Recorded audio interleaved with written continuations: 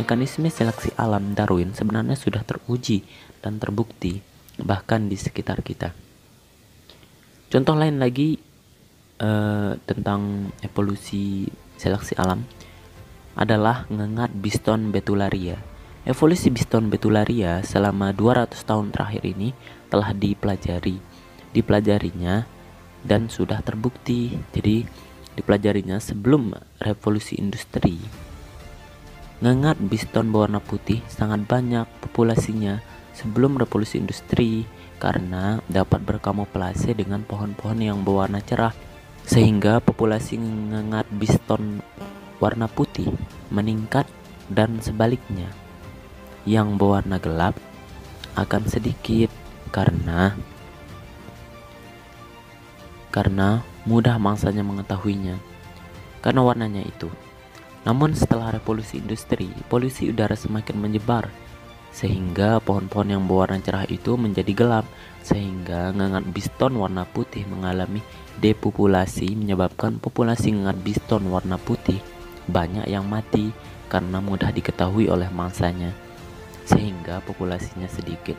Dan sedangkan ngengat Biston warna hitam memiliki lonjakan populasi yang banyak karena dapat berkamuflase dengan kondisi pohon yang gelap.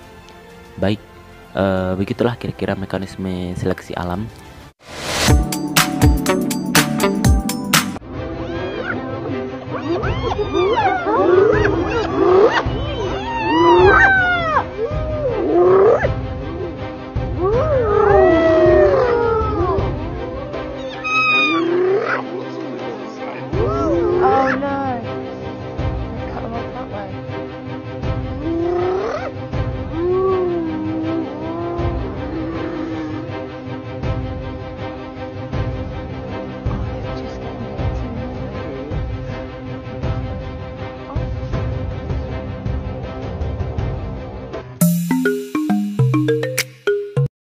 Cahaya matahari memang bermanfaat sangat besar pada tumbuhan.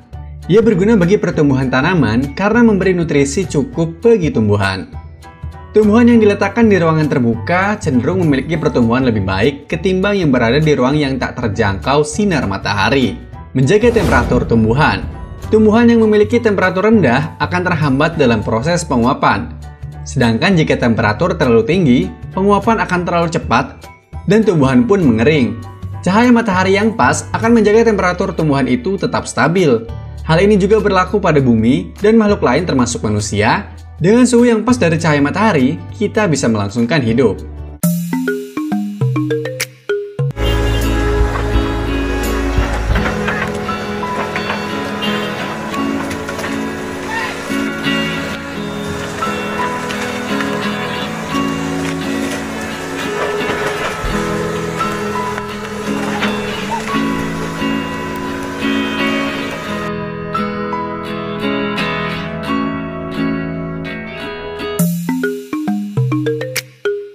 Kita contohkan, kenapa beruang kutub warnanya putih atau warnanya sama dengan es? Dan kemudian, kenapa beruang di hutan justru warnanya hitam atau coklat kebanyakannya? Jadi begini, sebenarnya di kedua tempat atau kondisi tersebut, baik di hutan maupun di daerah es, itu berpeluang dilahirkannya spesies warna putih di hutan ataupun warna coklat di Antartika. Karena alam itu bersifat random, pasti bervariasi.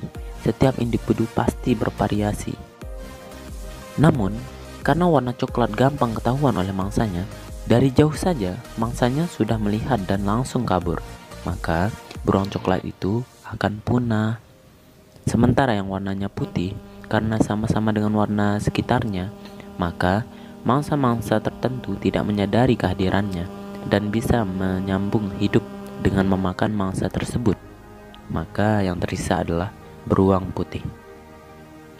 Nah, jika hanya tersisa cuma putih dan beruang putih kawin dengan beruang putih, maka kemungkinan lahir beruang warna selain putih jadi kecil. Dan begitu juga di hutan, beruang yang berwarna putih peluang hidupnya kecil kalau di hutan, berburu baik di siang hari maupun malam hari. Peluang mendapatkan mangsanya itu sangat kecil, jadi peluang hidupnya kecil kalau di hutan beruang warna putih itu. Nah, tapi beruang yang warnanya tidak memungkinkan untuk bertahan hidup, misalnya beruang putih di hutan, maka ia harus beradaptasi. Kalau tidak, maka ia akan mati. Misalnya, harus mengubah makanannya, misalnya memakan madu atau tumbuhan dan lain-lain, atau mengotori bulu putihnya dengan lumpur agar warna coklat untuk bertahan hidup. Dan beruang coklat juga bisa bertahan hidup. Bahkan katanya beruang di kutub itu warnanya itu enggak putih. Jadi mekanisme seleksi alam Darwin sebenarnya sudah teruji dan terbukti.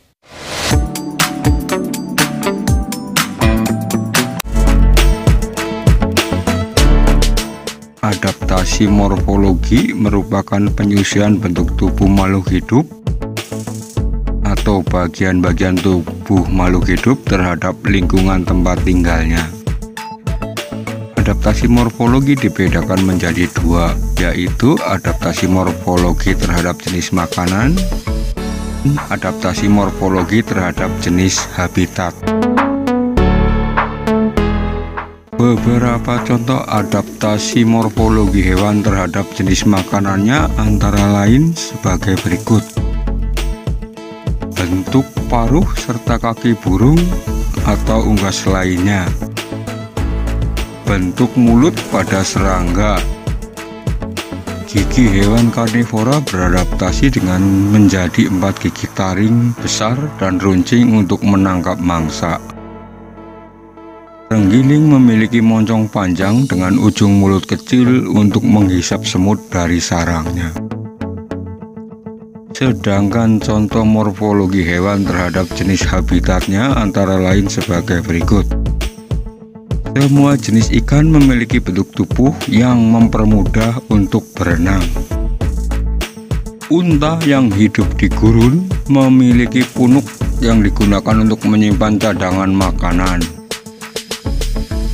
Kaki unta juga berbentuk panjang agar tidak terperosok di pasir. Contoh adaptasi fisiologi hewan antara lain sebagai berikut. Nyamuk memiliki zat antikoagulan atau anti pembeku darah. Hewan herbivora memiliki enzim selulose untuk mencerna daun yang mengandung banyak serat. Burung hantu memiliki penglihatan yang tajam pada malam hari. Sigung dapat menyemburkan cairan yang sangat bau dari duburnya. Ikan yang hidup di laut akan dapat mengeluarkan urin lebih banyak jika dibandingkan ikan yang hidup di air. Adaptasi tingkah laku adalah adaptasi perbuatan suatu makhluk hidup.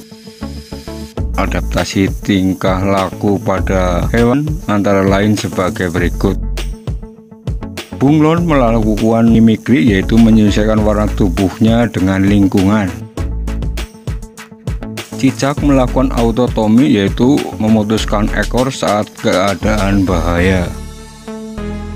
Pinguin selalu hidup bergerombol karena pinguin hidup di daerah yang bersuhu dingin. Kerbau menyukai mandi di lumpur untuk mengurangi panas yang mengenai tubuhnya. Burung-burung jenis-jenis tertentu melakukan migrasi ke daerah yang lebih hangat jika memasuki musim dingin. Kalajengking melindungi dirinya dari musuhnya dengan menggunakan sengatnya. Siput memiliki pelindung tubuh yang keras berupa cangkang. Paus dan semua mamalia yang hidup di air muncul ke permukaan air untuk menghirup oksigen. Rayap akan memakan kembali kulitnya untuk memperoleh enzim pencerna selulosa pada kayu.